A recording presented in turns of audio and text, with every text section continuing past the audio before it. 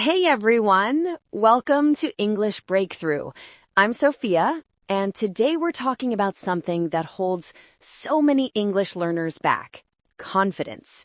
I'm joined by David, who went from being terrified to speak English to becoming a confident public speaker. David, welcome to the show. Thanks, Sophia. I'm excited to share my journey because if I can do it, anyone can. David, paint a picture for us. What was your English confidence like when you first started? Oh man, it was bad. I remember I'd literally rehearse ordering coffee in my head for 5 minutes before going to Starbucks. Even simple things like, can I get a medium latte, felt terrifying. I was so afraid of mispronouncing words or not understanding the barista's response. I think so many people relate to that. What changed? What was the turning point? The turning point was when I realized that my fear wasn't about my English, it was about judgment. I was terrified people would think I was stupid or laugh at my accent. Once I understood that, I could start working on the actual problem. That's profound. So, how did you address that fear of judgment? I started with what I call low-stakes practice. I intentionally put myself in situations where mistakes didn't matter. I'd practice with Siri, with ChatGPT voice features, with myself in the mirror. Basically, situations where there was zero judgment. That's smart. Building confidence in a safe space first. What came next? Next, I moved to high-grace environments. These are places where people are patient and expect language mistakes. For me, that was a language exchange meetup. Everyone there was learning something, so there was no judgment when I stumbled. That's such a good strategy. Was there a moment when you felt your confidence really shift? Yes, there was this one day at the language exchange where I told a joke in English and people laughed. Not at me, but at the joke. That moment was huge. I realized I could actually express humor in another language. That's when I thought, maybe I can actually do this. I love that. Humor is such an advanced skill. Now, you teach something called the confidence building pyramid. What is that? Right, so I developed this framework after my own experience. Think of it like a pyramid with 4 levels. At the base, level 1, is mechanical confidence. This is just knowing that the words will come out of your mouth correctly. How do you build that? Pronunciation practice, tongue twisters, recording yourself speaking and listening back, it's pure mechanics. Once you know your mouth can physically make the sounds, you move to level 2, which is comprehension confidence. What's the difference? Level 2 is trusting that you'll understand what people say back to you. The fear of, what if they respond and I don't understand? This is where listening practice comes in. Podcasts, movies, real conversations.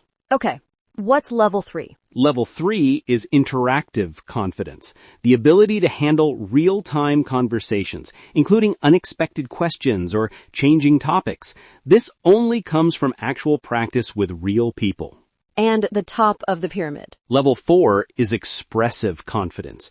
This is where you can be yourself in English. You can express your personality, your humor, your ideas in your authentic voice.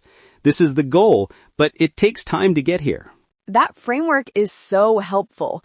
Now let's talk about a common scenario. You're in a conversation and you forget a word mid-sentence. What do you do? This used to panic me, but now I have strategies. First, don't freeze. Use filler phrases like, what's the word? Or, how do I say this? This buys you time and shows your thinking. Second, describe the word. If you can't remember refrigerator, say the thing where you keep food cold. That's brilliant. What about when you genuinely don't understand what someone said? Don't fake it. I used to just nod and smile even when I had no idea what was said. That's a disaster waiting to happen. Instead, use phrases like, sorry, could you repeat that? Or, I didn't quite catch that. Or even, could you say that another way? Native speakers don't mind clarifying. What's your advice for someone who's been studying English for years but still feels unconfident? This is usually because they've been studying but not practicing.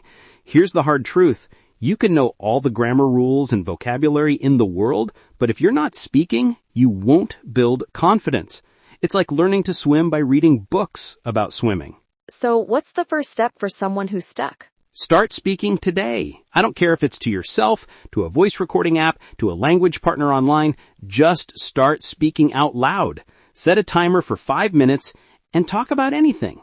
Your day, your opinions on a movie, doesn't matter. Just use your voice. What about accent? I know a lot of people feel insecure about their accent. Here's what I learned. Your accent is not a flaw. It's part of your story. Arnold Schwarzenegger has a strong Austrian accent. He's one of the most successful Hollywood actors ever. Sofia Vergara has a strong Colombian accent. She's hilarious and successful. Accents add character. What matters more than accent? Clarity and confidence. Speak clearly. Don't mumble. Make eye contact and own your voice. People respond to confidence way more than perfect pronunciation. I love that message. Any final words of encouragement for our viewers? Yes. Remember that every single person who's confident in English today was once where you are right now. Nervous, unsure, making mistakes. The only difference between them and you is that they kept going. So don't give up on yourself. David, thank you so much for sharing your journey and your wisdom. To recap for our viewers, use the confidence building pyramid. Start with mechanics, build comprehension, practice interaction, and finally express your true self. And remember, confidence comes from speaking, not just studying. Viewers, I want to hear from you. What's one thing you'll do this week to build your English confidence? Comment below. You've got this, everyone. Believe in yourself. That's all for today's episode of English Breakthrough. Subscribe, like, and share this with someone who needs a confidence boost. See you next time. And remember, you're already braver than you think for learning a new language.